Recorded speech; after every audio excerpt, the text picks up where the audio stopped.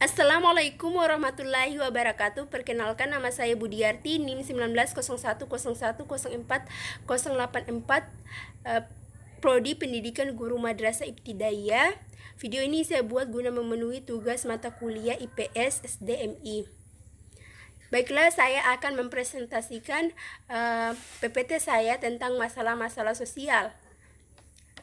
Masalah-masalah sosial. Sebelum kita melangkah tentang bentuk-bentuk masalah-masalah sosial, kita harus mengetahui dulu apa itu pengertian masalah sosial. Masalah sosial merupakan ketidaksesuaian yang terjadi pada unsur kebudayaan atau masyarakat, di mana ketidaksesuaian tersebut akan menimbulkan konflik terhadap kelompok sosial masyarakat yang lain. Jika sudah terjadi konflik, maka akan terjadi kerenggangan dalam kehidupan bermasyarakat. Masalah sosial berkaitan dengan ukuran tentang nilai-nilai dan norma-norma sosial yang berlaku dalam kehidupan masyarakat.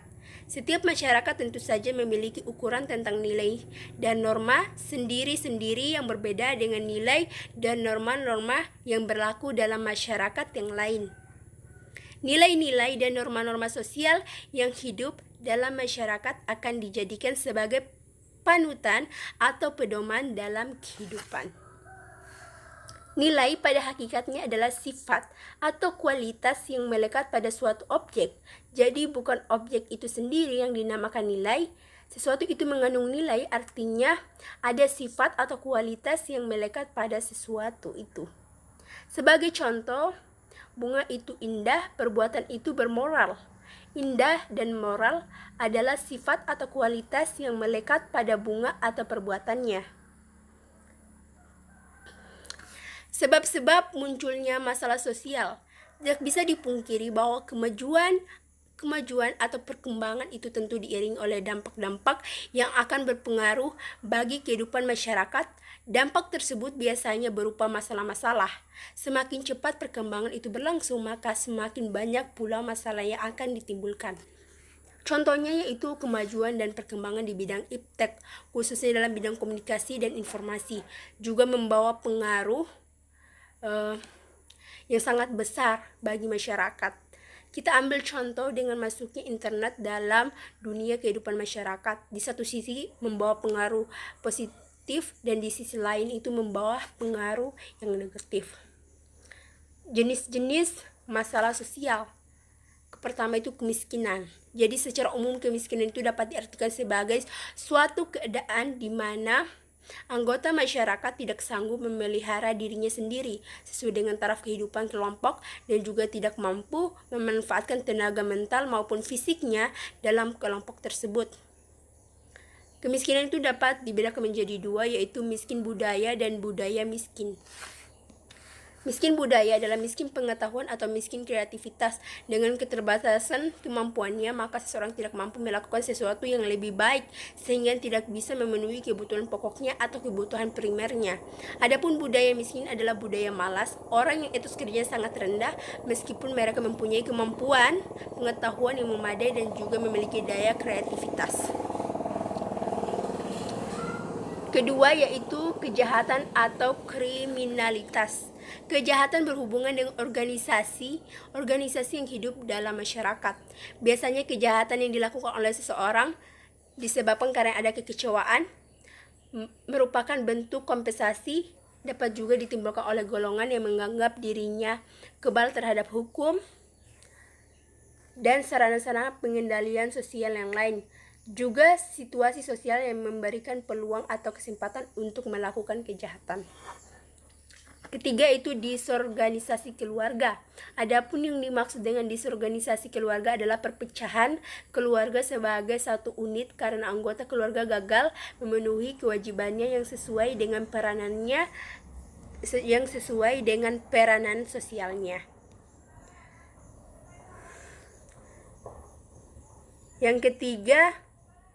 Yang keempat, peperangan. Masalah peperangan berbeda dengan masalah sosial lainnya karena menyangkut beberapa masyarakat sekaligus sehingga merupakan masalah sosial yang paling sulit dipecahkan.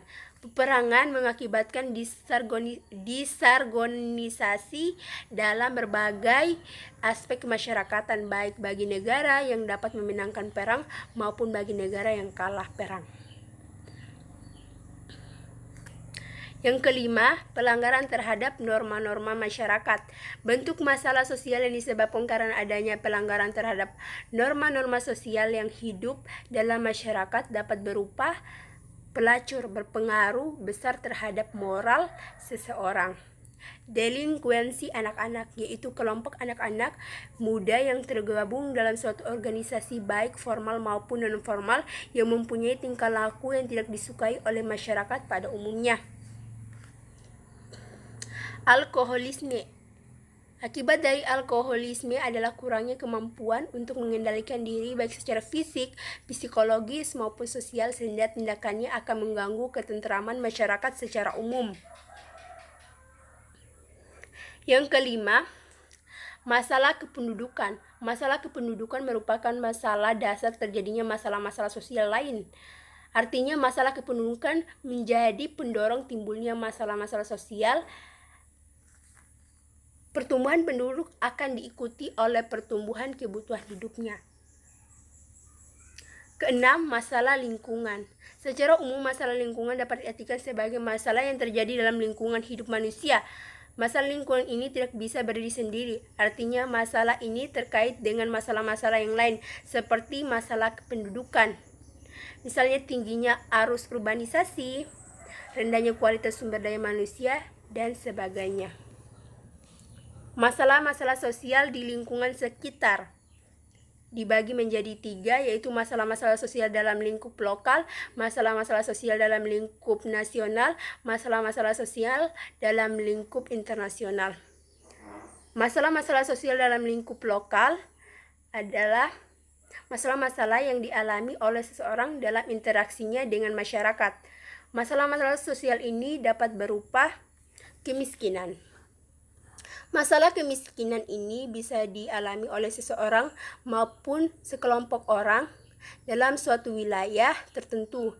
Biasanya masalah kemiskinan muncul karena tidak terpenuhinya kebutuhan-kebutuhan hidup yang paling mendasar atau kebutuhan primer, yaitu sandang, pangan, dan papan.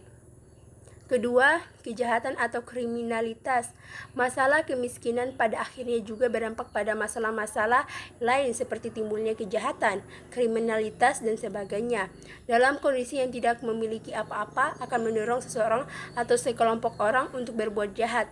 Namun ada kalanya kejahatan itu juga terjadi karena situasi sosial yang memberikan peluang atau kesempatan untuk melakukan kejahatan. Ketiga, masalah keluarga. Dalam masalah keluarga, biasanya yang muncul adalah masalah disorganisasi keluarga, yaitu perpecahan keluarga sebagai suatu unit. Hal ini disebabkan karena anggota keluarga gagal memenuhi kewajibannya sesuai dengan peranan sosialnya. Sebagai contoh misalnya perceraian. Karena kurangnya komunikasi antara anggota keluarga sehingga menimbulkan pertengkaran. Keempat, yaitu pengangguran. Pengangguran adalah orang yang tidak bekerja atau tidak mempunyai pekerjaan saat mereka termasuk dalam usia produktif.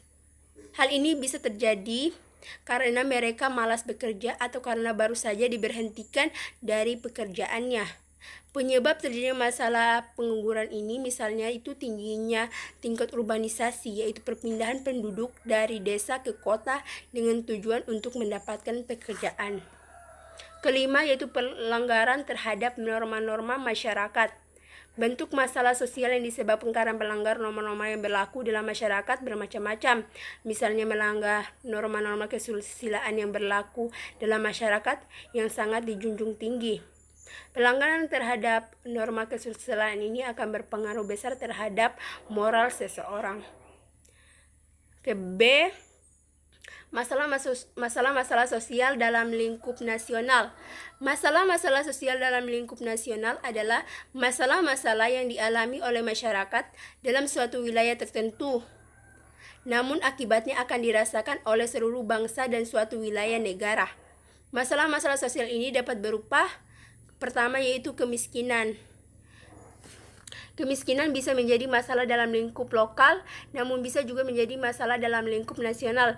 Ketika kemiskinan itu dialami sekelompok orang dalam suatu wilayah tertentu dan berdampak luas sampai pada negara, maka kemiskinan tersebut bisa dikategorikan dalam lingkup nasional. Misalnya terjadinya bencana alam seperti gempa bumi, terus tsunami, tanah longsor, gunung meletus, dan banjir.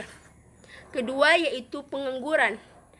Namun apabila pengangguran ini terjadi pada sekelompok orang dan akan berdampak pada wilayah negara, maka pengangguran ini bisa disebut sebagai pengangguran yang sifatnya nasional. Misalnya itu pengangguran ini terjadi karena sekelompok orang atau masyarakat yang kehilangan mata pencahariannya atau pekerjaan karena bencana alam atau karena diberhentikan dari pekerjaannya. Ketiga, masalah kependudukan. Masalah kependudukan merupakan masalah yang akan mendasari masalah-masalah sosial yang lain. Artinya masalah kependudukan ini akan mendorong timbulnya masalah-masalah sosial yang lain. Misalnya pertumbuhan penduduk yang sangat pesat, distribusi penduduk yang tidak merata, kepadatan penduduk, tingkat urbanisasi yang masih cukup tinggi. Keempat, masalah lingkungan. Masalah lingkungan ini terjadi karena ulah manusia yang dengan sengaja merusak lingkungan hidupnya yang seharusnya digunakan sebagai penopang kelangsungan hidup manusia itu sendiri, misalnya membuang limbah baik itu limbah industri maupun limbah domestik atau limbah rumah tangga tidak pada tempatnya. Kelima yaitu konflik sosial. Konflik sosial terjadi karena adanya pertentangan, percecokan, perselisihan, ketegangan antara anggota masyarakat secara menyeluruh. Pertentangan tersebut muncul karena adanya perdebatan baik secara individual maupun kelompok. Misalnya perdebatan pendapat, pandangan, penafsiran, pemahaman, kepentingan, dan sebagainya. Masalah-masalah sosial dalam lingkup internasional. Masalah-masalah sosial dalam lingkup internasional adalah masalah-masalah yang terjadi dalam suatu wilayah negara, namun akibatnya akan dirasakan oleh negara-negara lain. Jadi bukan hanya negara yang bersangkutan yang akan merasakan akibatnya, tetapi juga akan berdampak lebih luas sampai ke negara-negara lain. Apabila hal ini tidak segera diatasi, maka dampaknya akan lebih parah lagi. Pertama yaitu masalah lingkungan.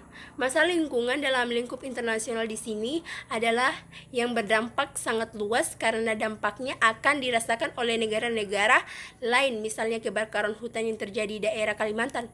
Ternyata asapnya tidak hanya dirasakan oleh bangsa Indonesia sendiri, tapi juga dirasakan seperti negara-negara tetangga seperti Malaysia, Singapura. Apabila masalah seperti ini tidak segera diatasi, maka bisa menimbulkan konflik antar negara. Kedua, terorisme.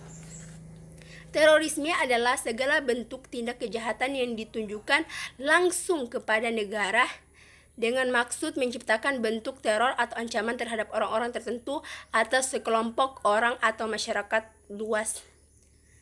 Terorisme ini dikategorikan sebagai masalah dalam lingkup internasional karena biasanya jaringan teroris bekerja sama dengan negara-negara lain dan dampaknya juga akan dirasakan dunia internasional. Taktik yang sering digunakan oleh kelompok teroris adalah pengeboman, pembajakan, pembunuhan, penghadangan, penculikan, penyanderaan, perampokan, dan ancaman. Terima kasih. Semoga bermanfaat. Wassalamualaikum warahmatullahi wabarakatuh.